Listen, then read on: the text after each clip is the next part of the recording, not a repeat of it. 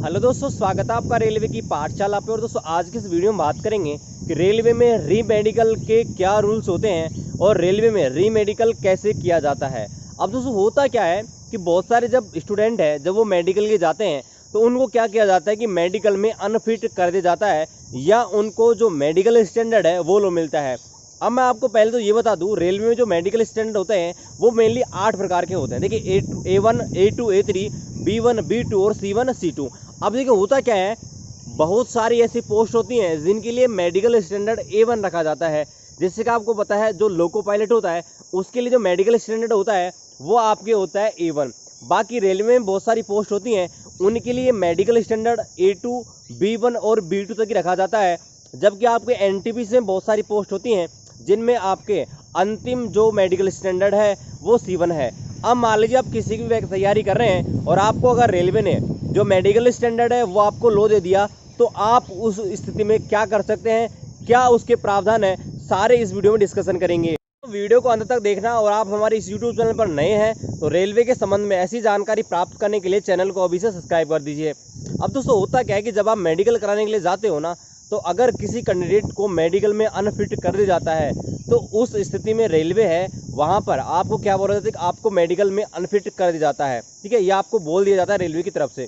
जो यहाँ पर फिट होते हैं ना उनको यहाँ पर बोल देता है कि भाई आप फिट हो, आप घर जा सकते हो। लेकिन जो अनफिट होते हैं ना उनको डायरेक्ट नहीं बोला जाता, उनके लिए क्या किया जाता है गाइस, एक कमेटी का डिसीजन किया जाता है, एक कमेटी बनाई जाती है। और वो कमेटी क्या करती है, वो कमेटी डिसाइड करती है कि भाई ये जो कैंडिडेट है इसको क्या किया जाना है।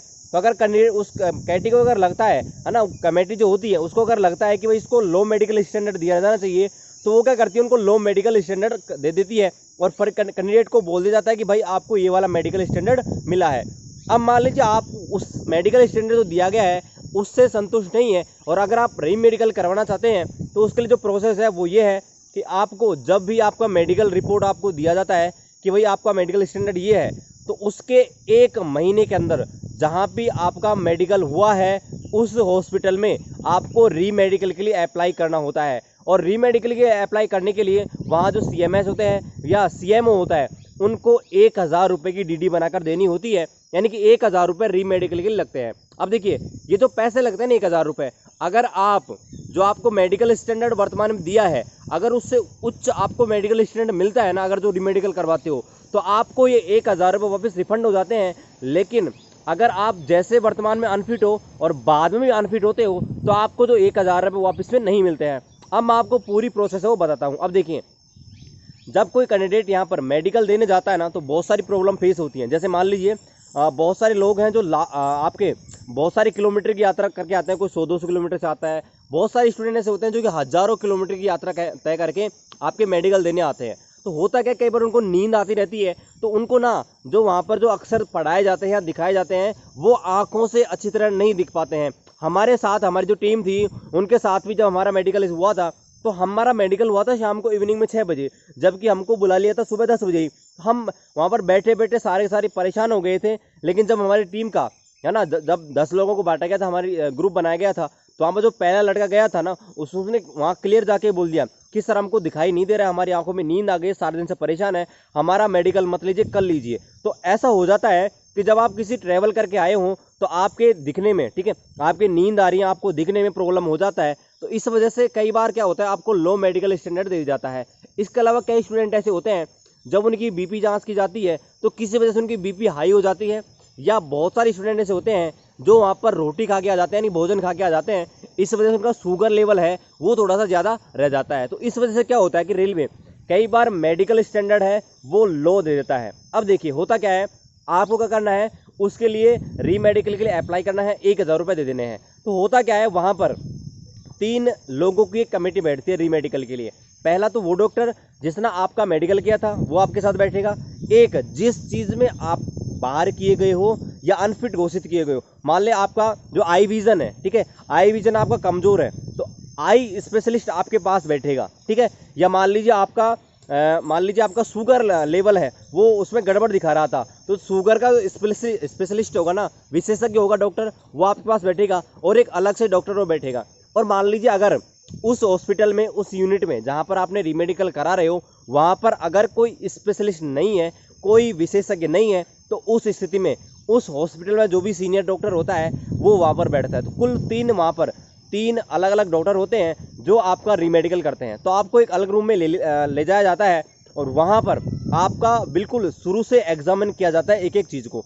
अब देखिए, आपको एक चीज़ वहाँ पर एक चीज़ ध्यान रखनी है, अगर वहाँ पर आपको कई कंक्लूजन है वो निकल सकते हैं। मान लीजिए अगर आपका जो मेडिकल स्टैंडर्ड है वो आपको पहले जैसा ही दे दी जाए कि भाई आपका पहला ही B1 था और अब भी B1 है, तो उस स्थिति में आपका पैसा वो रिफंड नहीं होगा, ठीक है, और आपसे बोल दिया कि आप घर जा सकते हैं। लेकिन अगर वहाँ पर उस स्थिति में जो आपको बोला जाता है वहाँ पर आपको 2 चीज़ें बोली जाएंगी, ठीक है, आपको ध्यान रखनी है।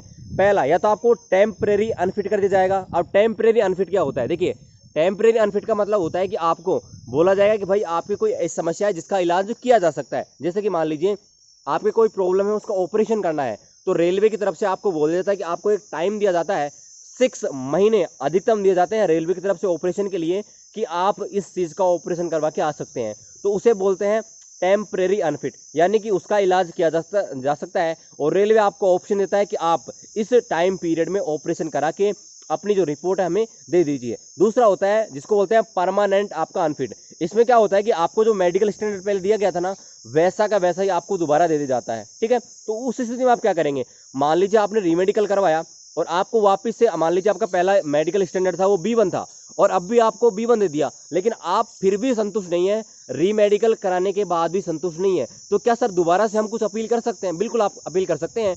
आपके पास फिर एक मौका रहता है, ठीक है। वो मौका क्या रहता है कि आप किसी भी प्राइवेट या सरकारी हॉस्पिटल से जिस चीज़ में आपको बाहर किया गया है, जिस चीज़ के बारे में आपको बोला है, आप किसी भी सरकारी या प्राइवेट डॉक्टर से जो रजिस्टर्ड हो, वो अगर आप वो लिख कर दे देता है कि हाँ भाई ये लड़का इस चीज़ में फिट है, आप उसके साथ गलत कर रहे हो, तो रेलवे उस चीज़ को देखता है, ठीक है। लेकिन रेलवे आपको स्पष्ट वार्निंग देता है कि भाई जिस डॉक्टर जो आपको ये सर्टिफिकेट बना के दे रहा है ना, उसको इस चीज़ के बारे में पता होना चाहिए कि भाई रेलवे ने इस लड़के को पहले अनफिट कर दिया है। यानी कि उस डॉक्टर को ये पता होना चाहिए कुछ भी बना के लिखने से पहले कि भाई ये वो लड़का है जिसको रेलवे ने पहले अनफिट कर दिया है और आप उस व्यक्ति को वापस से फिट करके दे रहे हो। यानी कि आपको एक ऑप्शन दिया जाता है कि आप किसी भी सरकारी किसी भी प्राइवेट हॉस्पिटल से ये लिखवा कर ला दो कि आप इस चीज़ में फिट हो, तो रेलवे उसको एग्जामिन करता है और आपको उस चीज़ को सारे देखता है कि वो डॉक्टर है वो रजिस्टर्ड है या ऐसा ही है। उस चीज़ को वेरीफाई करने के बाद फिर आपको जो मेडिकल स्टैंडर्ड दिया जाता है वो ऊंचा दिया जाता है। तो ये था आपका मेडिकल कि आप रीमेडिकल कैसे कराया जा सकते हैं और क्या इसकी प्रोसेस होती है। अब दोस्तों एक सवाल और होता है कि मान लीजिए किसी डिवीजन में, किसी जोन में, जिस बोर्ड से आपने फॉर्म भरा है, मान लीजिए उसमें जो मेडिकल स्टैंडर्ड की पोस्ट है ना, आपको देख रही होंगी बहुत सारी लिस्ट होती है, उनमें से लिखा होता है TM4 होती है, ठीक है, आपका TRD होता है, पॉइंट्समैन होता है, गैंगमैन होता है। तो उनके साइड में लिखा रहता है कि हमको ये मेडिकल स्टैंडर्ड चाहिए। मान लीजिए रेलवे ग्रुप डी भर्ती 2018 की बात करूं तो लास्ट मेडिकल स्टैंडर्ड था वो B1 तक था। अब मान लीजिए आपको C1 दे दिया, ठीक है, आपको रेलवे ने C1 दे दिया, तो क्या आपको उस समय जॉब मिलेगी? तो नहीं गाइस, आपको उस समय जॉब नहीं मिलेगी, भले ही आपके 100 में 100 नंबर हो। अगर आपका मेडिकल स्टैंडर्ड जिस पोस्ट के लिए एलिजिबल नहीं है, आपको उसके लिए जो कोई भी सीट अलॉटमेंट नहीं होती है। और एक चीज़ और आपको बता दूं, मान लीजिए रेलवे में क्या होता है कि कई लोगों को A3 कैटेगरी दे दी जाती है, जबकि ग्रुप डी में A3 कैटेगरी 2018 में नहीं थी। तो वहाँ पर डाउट था कि A3 कैटेगरी हमको दे दी तो सर हम किस में रहेंगे, A2 में रहेंगे या B1 में रहेंगे या C1 में रहेंगे? तो गाइज जो आपको दिया जाता है ना, जब आपको मेडिकल स्टैंडर्ड दिया जाता है तो वहाँ पर लिखा रहता है, जैसे मान लीजिए मेरा मेडिकल स्टैंडर्ड A2 है, तो मेरे मेडिकल स्टैंडर्ड में लिखा रहेगा A2 एंड बिलो, यानी कि इस व्यक्ति का जो मेडिकल स्टैंडर्ड है A2 के लिए अप्लाई है, इससे नीचे की जो कैटेगरी है जैसे B1, B2, C1, C2, इनके लिए मैं एलिजिबल हूँ। तो गाइज आशा करते हैं आज का वीडियो है आपको बहुत ही पसंद आया होगा।